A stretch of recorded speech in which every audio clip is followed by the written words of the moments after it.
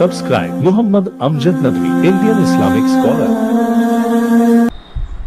أعوذ بالله من الشيطان الرجيم بسم الله الرحمن الرحيم ضرب لكم مثلا من أنفسكم هل لكم مما ملكت أيمانكم من شركاء فيما رزقناكم فأنتم فيه سواء تخافونهم كخيفتكم أنفسكم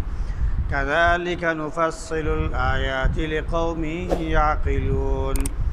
بل اتبع الذين ظلموا أهواءهم بغير علم فمن يهدي من أضل الله وما لهم من ناصرين.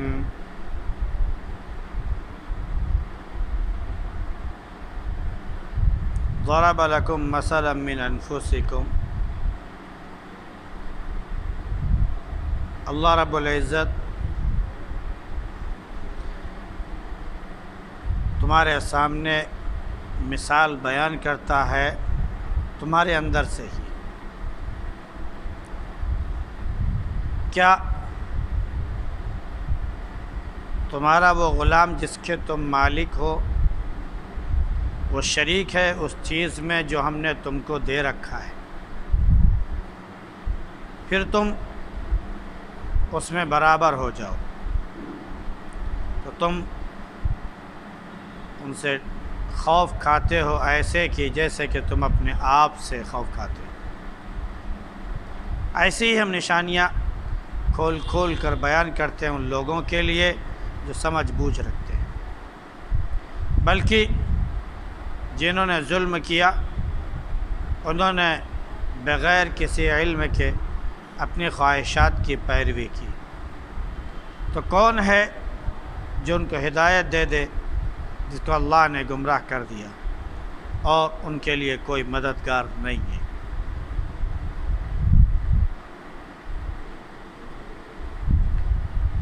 گزشتہ آیات میں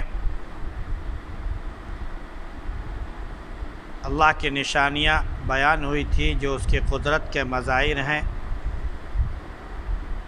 جن میں سے بارش کا نازل ہونا اور زمین کو سرسبز و شاداب بنا دینا وغیرہ وغیرہ. اس کے بعد پھر انسانوں کی تخلیق کا بھی ذکر آیا کہ اللہ نے ان کو پیدا کیا پھر دوبارہ بھی پیدا کرے گا، اور یہ اس کے لیے کوئی مشکل کام نہیں ہے. ساری نشانیوں کے بعد اب اللہ رب العزت ایک مثال دے رہا ہے، اور وہ مثال انسان کی اپنی ذات سے اور اپنے جیسے لوگوں سے ہے، جس کی طرف اشارہ فرمایا کہ وہ مثال دے رہا ہے تم ہی میں سے، تمہارے اندر سے ہی. اور وہ مثال کیا ہے کہ ایک شخص مالدار ہوتا ہے، صاحب حیثیت ہوتا ہے وہ، اور ایک شخص وہ ہے جو غلام، محکوم یا عورتوں میں سے باندھی ہوتی ہے. ان دونوں کا معاملہ یہ ہے کہ ایک آقا ہوتا ہے اور ایک غلام ہوتا ہے. ایک آقا ہوتا ہے، ایک کنیز ہوتی ہے. ایک حاکم ہوتا ہے، ایک محکوم ہوتا ہے. ایک مالک ہوتا ہے، ایک مملوک ہوتا ہے. تو اللہ نے یہ فرق بیان کیا کہ کیا تم مالدار ہو اور تمہاری ملکیت میں وہ غلام ہے جس کو تم نے خرید رکھا ہے، تم نے کیا اپنے مال میں سے جو ہم نے تم کو دے رکھا ہے اس کو تم نے شریک بنایا ہے؟ کیا تم نے اپنے مال میں ایسی تصرف کا حق اس کو دیتے ہو جیسے کہ تمہیں ہے؟ مثال کے طور پر ایک شخص ہے، اپنی دکان کا مالک ہے، تو ایک دکان کا مالک ہے اور ایک دکان میں نوکر ہے. تو جو اختیارات اور جو قدرت اس مالک کو حاصل ہے کیا اس کے ہاں کام کرنے والے نوکر کو اور ملازم کو وہ حق حاصل ہے؟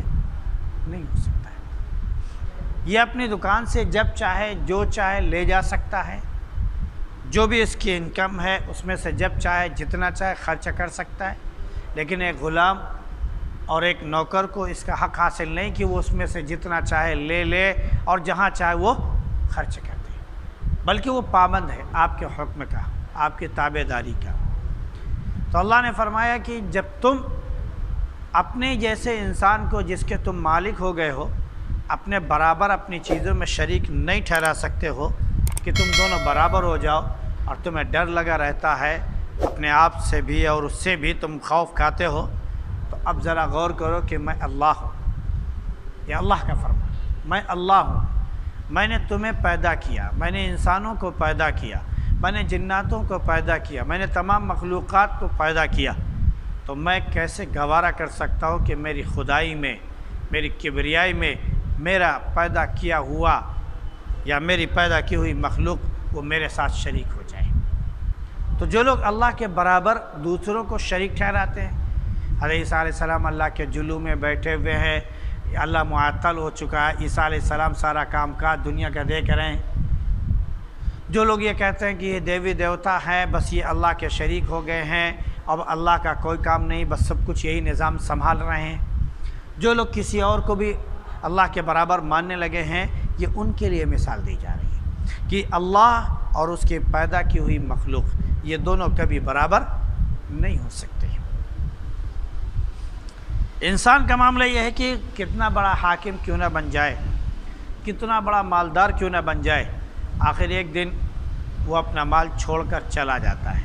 اور اللہ کا معاملہ یہ ہے کہ اللہ کی ملکیت میں، اس کے خزانے میں کبھی کوئی کسی قسم کی کمی نہیں ہوتی ہے۔ تو یہ اللہ نے نشانیاں اسی لیے بیان کی کھول کر تاکہ لوگ سمجھ جائیں، لیکن جو سمجھدار نہیں ہیں، جیسے کہ عرب کے وہ بدو یا وہ جاہل اور نادان مشرکین تھے جو سردار کہلاتے تھے اور غلاموں کو انہوں نے خرید رکھا تھا، ان کے ساتھ ظلم ڈھاتے تھے، ان کے اوپر بیجا جبر کرتے تھے وغیرہ وغیرہ، بلکہ ان کے اوپر ظلم یہاں تک کرتے تھے کہ اگر ان کے یہاں کوئی شادی وغیرہ کا موقع آیا تو غلام کو ستون سے باندھ کر اس کو جلا دیتے تھے۔ اب اس سے لو جو نکلتی تھی، اس سے جو روشنی نکلتی تھی، اس کی روشنی میں یہ لوگ کھانے کھایا کرتے تھے، دعوتیں اڑایا کرتے تھے، اور وہ بیچارہ غلام آگ میں جل کر تڑپ کر مر جاتا تھا، اور یہ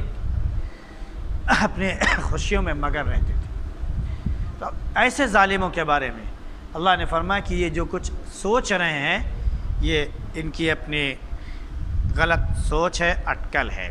اور یہ بغیر کسی علم کے اپنی خواہشات کی پیروی کرتے ہیں، جیسے ولید بن مغیرہ اور اس طرح امیہ بن خلف، اس طرح جو بہت سے سرداران تھے، یہ لوگوں کو بہکایا کرتے تھے